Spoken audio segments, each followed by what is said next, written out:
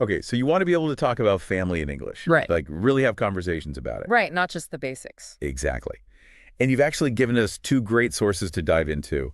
A vocab list with tons of family terms, and then, get this, a whole podcast script all about family. Oh, wow. It's perfect. Yeah. So this deep dive is going to be super practical because, let's face it, being able to talk about family is something that comes up all the time in any language. It's a universal topic. Everyone has a family in some form or another. Totally.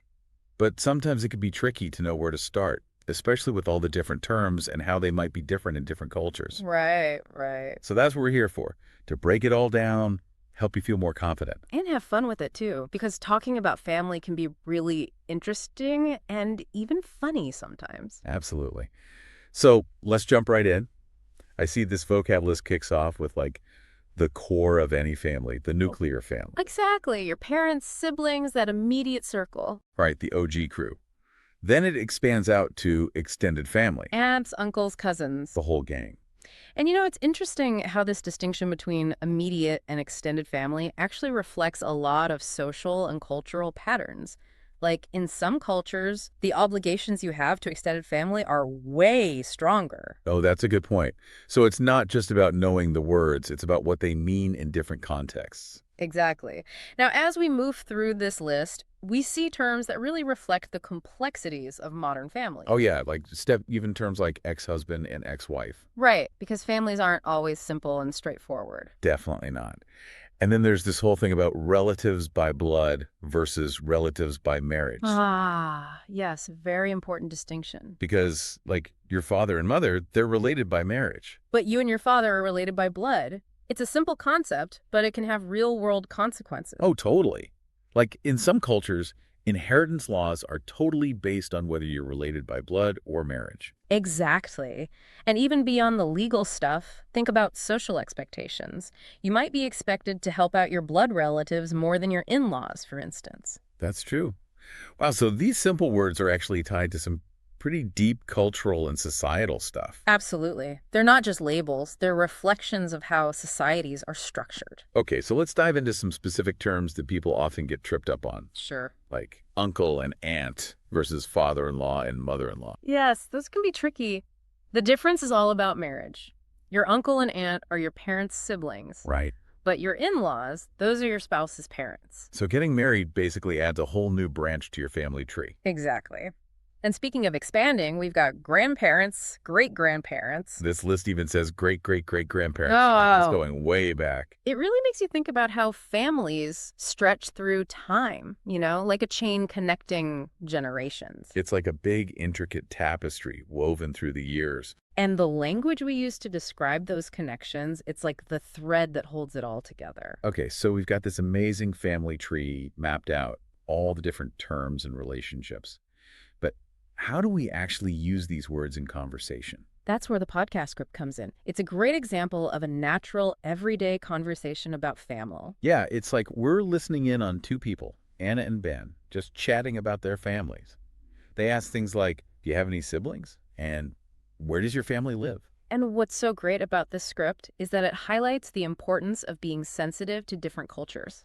Because family structures are so diverse, what might seem like a simple question can actually touch on sensitive topics. That's true. You don't want to offend anyone by making assumptions about their family. Right. It's all about being mindful and respectful. So knowing the vocabulary is just the first step. Mm-hmm. We also need to understand the unspoken rules around family. Exactly. And that's where observing real conversations can be super helpful. Okay, so far we got the vocab down Huh. and even seen some of those words in action. But there's got to be more to uncover, right? Oh, absolutely. There are so many fascinating details hidden within these sources. Like what? Well, for starters, just look at the term great-grand itself. Okay. It's a cool example of how English uses these prefixes to show generational differences. Other languages might have completely different systems. That's true. I never thought about that. It's like each language has its own way of mapping out those relationships. Precisely. And when you start to explore those differences, it can really deepen your understanding of how different cultures view family. Yeah. It's way more than just learning words, isn't it? Absolutely. It's like a window into different worldviews. Okay, so back to this podcast script. Mhm. It's like a masterclass in how to use these family terms in a real conversation. Right. You see those questions so naturally. And even simple questions like, do you live with your parents? Can be kind of loaded drawn. Oh, absolutely. In some cultures, it's totally normal to live with your parents as an adult, but in other cultures, it might be seen as unusual. Yeah. So you have to be careful not to make assumptions. Exactly. The script really highlights the importance of cultural sensitivity. You know, it reminds me of this time I was traveling and trying to explain my family to someone. Oh, It was a total mess. We needed like a whiteboard and diagrams just to get the basic idea across. I can imagine. It just goes to show how much we take our understanding of family for granted. It's so ingrained in us. It really is. Like, until you have to explain it to someone from a totally different background, you don't realize how complex it can be. It's true. It's like trying to explain the rules of a game to someone who's never even seen it played. Right.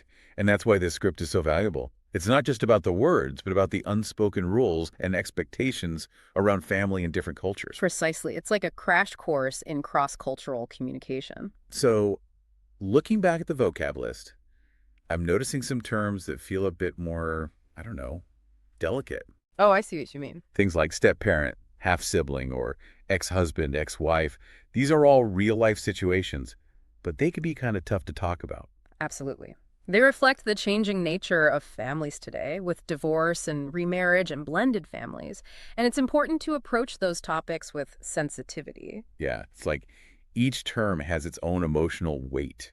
You know, it's not just a label, it's a whole story. Exactly. And every family has its own unique story, its own complexities. So it's about being mindful of those individual experiences. This whole deep dive is making me think about family trees in a whole new way. It's not just a bunch of names and dates. It's like a living, breathing thing. I like that. A living, breathing network of relationships, emotions, history. Yes. And language is the key to understanding and navigating that network. It's how we express love, loyalty, responsibility, and even those conflicts that inevitably pop up in families. Okay, so we've covered a lot of ground here, Yeah. from the vocabulary to cultural nuances to real-life conversations. Hmm. What would you say is the key takeaway for our listeners who want to confidently talk about their family in English? I think the most important thing is to approach it as a journey of discovery. Okay. Don't be afraid to make mistakes, ask questions, and really explore those deeper meanings behind the words. I love that. It's about embracing the messiness, the complexity of family. Exactly. And remember, even native speakers trip up on these terms sometimes. They do? Oh yeah, all the time. Family dynamics can be complicated no matter what language you speak. So next time our listeners are chatting with someone about their family, they should feel empowered to use those terms Yes, and know that they're not just saying words, but sharing a part of themselves, their culture, their story. exactly. And who knows, maybe those conversations will spark new connections, new insights, a deeper understanding of themselves and the people around them. All right. I'm feeling inspired to call up a relative and practice some of this new vocab. Me too. But before we go, what's one final thought-provoking question you want to leave our listeners with? Let me think. You know, we've talked a lot about how language reflects culture, but what about the reverse? Okay. How has the language we use to describe family actually shaped how we think about those relationships? Ooh, that's a good one. Does it create certain expectations or distances that wouldn't be there otherwise? Wow.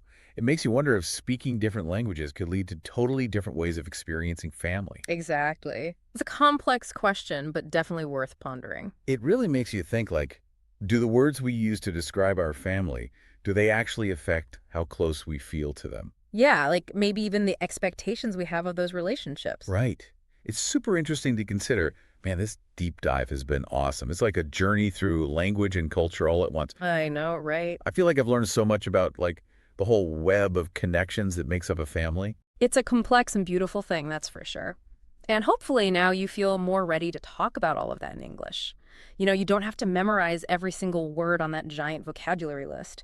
Just start with the basics, be aware of those cultural differences we talked about, and most importantly, don't be shy about asking questions. Totally. Because even native English speakers don't always have it all figured out, right? Oh, absolutely not. Family can be complicated no matter what language you speak. True, true. So to all our listeners out there, next time you're chatting with someone about family, go for it. Don't hold back. Use those terms, share your story, and remember, you're not just saying words. You're sharing a piece of yourself, your culture, your background. It's pretty powerful. It really is. And you never know, those conversations might lead to some really cool connections and insights for both you and the person you're talking to. Absolutely. All right, language explorers, it's time for us to wrap up this deep dive. But before we go, we have a little challenge for you. Share something interesting you learned today about family terms with a friend or a family member. Yeah, spread the knowledge. Keep those conversations going. Who knows?